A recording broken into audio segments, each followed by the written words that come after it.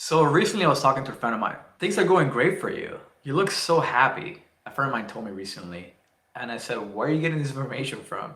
And he said, well, I saw you posted on Facebook.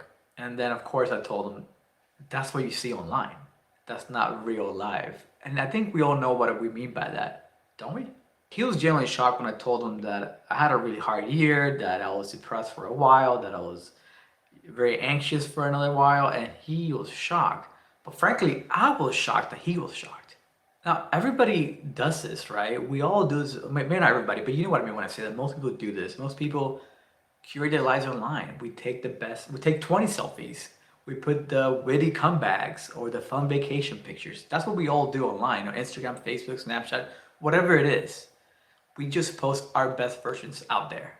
And sure, every once in a while, someone posts like a really personal post about them being in a difficult situation, but that's rare. And if somebody does it too often, people get kind of shunned. Maybe not directly, but we kind of stop paying attention. Like, oh, this person's a Debbie Downer, right? That becomes kind of this perception of that person because they're being too real, I suppose, online. But nobody seems, for me at least, seems to be to want that as much. We want people to be happy and fun and engaging and witty and occasionally sad, but not all the time. But then the question is, why do we do this? Why do we present this curated version of ourselves? Why do we care so much? I think there are three things that come to mind to me at least. Number one is social validation and acceptance. So social validation and acceptance, for example, we put the best version of ourselves online, the most flattering pictures. We want to be part of the in crowd, if you will. People who are posting the best pictures, who are posting vacations, who people post about witty comebacks and things they want to do in the future, things of that nature. And of course, we're all masking the pain and suffering that we feel at times. We all know it at some level, but we don't talk about it online because that's not the social protocol that we all sign up for.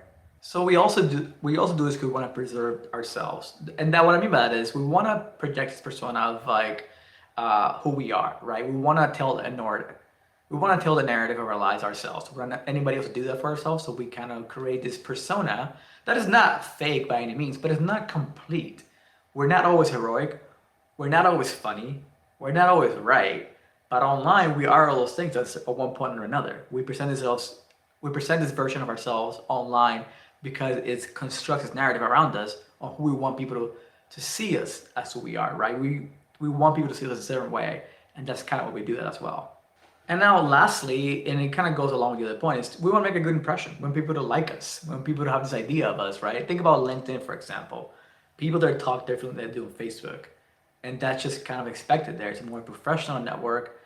It's the same people you see on Facebook, but there, the language, the lingo is different because we want people to perceive us there as a specific version of ourselves. So how else can we think about this topic? Well, there's several schools of thoughts, and we'll talk about two of them today. One way to think about this is through the work of a French philosopher, Jean Baudrillard, and I hope I said that name right. I'm not French, although Paris is my favorite city to visit.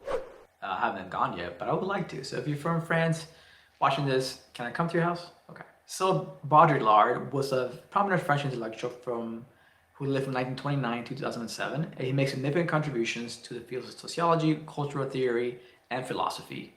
I'm reading this part of the script because it's a lot, but he definitely gained recognition because his work on postmodernism, simulation, hyperreality, and the exploration of contemporary society. Now, I threw a lot of words at you there. Postmodernism, hyperreality, what does that all mean? So Baudrillard argues that the online world is dominated by simulacra, and that means copies without the originals. Therefore, we create a hyper realm of ourselves where reality and simulation kind of collapses. And I'll talk more about a little bit here. So let's move on to the next part. That'll be the dissolution of the self.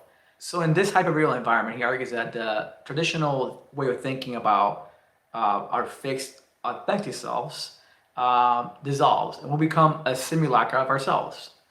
We're constantly performing or constructing our identities based on people's expectations, society's expectations of what we should look like or act like. So then he's critical of this. He says that causes a loss of agency, meaning that we lose ourselves and we become passive consumers of simulations, basically. And to him, that just means that it ultimately can lead to a sense of meaningless, like nothing matters. So in this worldview, and about that worldview is we have so many versions of ourselves online that it's hard to keep who we are at the core stable and clean, if you will. So while I like this, sometimes we base our online identities based on people's expectations. Take LinkedIn, for example, right? We know people have different ideas of how LinkedIn should operate. I don't think that it makes it harder for us to be our authentic selves. I think at the core, you hopefully know who you are, right? You hopefully know the kind of person that you are. That doesn't change because you go online. So what we see online is just a different version of ourselves, what we project out there. So I spent half this video with my collar twisted, and you guys didn't tell me anything? What? There's another thinker that agrees with kind of what I said earlier. Her name is Judith Butler. Now, she was born in February 24th, 1956. She's still alive. And she's a highly influential American philosopher, especially in the fields of gender theory. And some of that applies to what we're trying to talk about here. And my neighbor's dog is barking again. I guess we'll wait. So Butler writes about the performative and the fragmentary self. So to her, our selves are essentially fragmented. What she means by that, if I'm interpreting this correctly, is that we constantly enact different parts of our personality and depending on the setting that we're in. So it's not that we are a different person per se, it's just that we have different facets of ourselves that we show.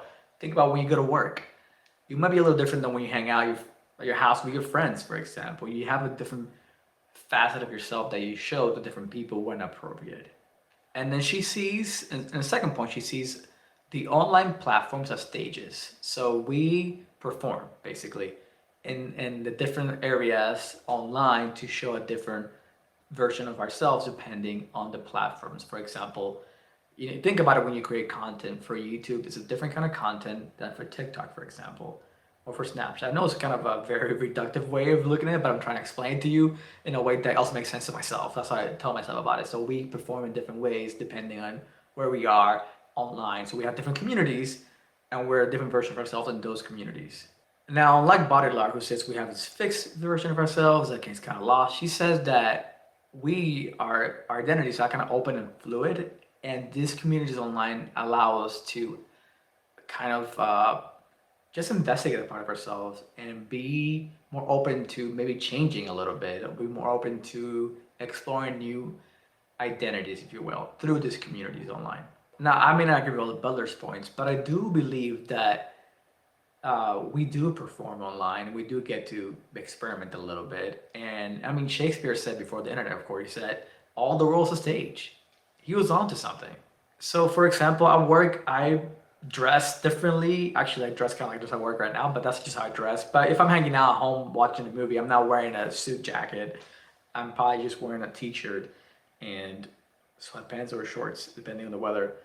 I can't wear that to work. I work in a corporate office, so I can't just show up in sweatpants, right? If you can, good for you, but I can't, right? But that doesn't mean that I'm a different person. I just project an image to my coworkers and to people who come to my office to need my help with something. I'm a professional. And at home, I'm the more myself, more relaxed. Again, I'm still me, just a different presentation, a different part of myself, because I talk differently than I do at work. I'm gonna use corporate lingo that people there know what it means, right? I wouldn't talk to my kids about, I don't know, cost of goods, etc., right? Because there's different audiences, and I perform differently for those audiences. So I hope that makes it clear. I hope that helps you think about how we curate ourselves online. And of course, there's a lot of talk about being online, especially among teenage girls too, specifically, how social media makes us more depressed because we're all performing. And even though to some degree, even as adults who are not teenagers, we still sometimes compare ourselves to other people. Be like, oh, they look so happy. Like my friends, like, you look so happy. You look so like everything's going well for you.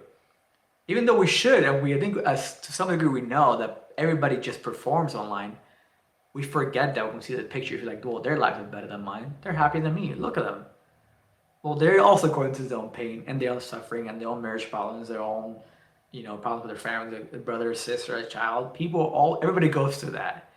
But we forget that. I think for teenagers, essentially, it's harder to do because they haven't lived long enough and they compare themselves to everybody else, and popularity is a big thing and likes is a big thing for them.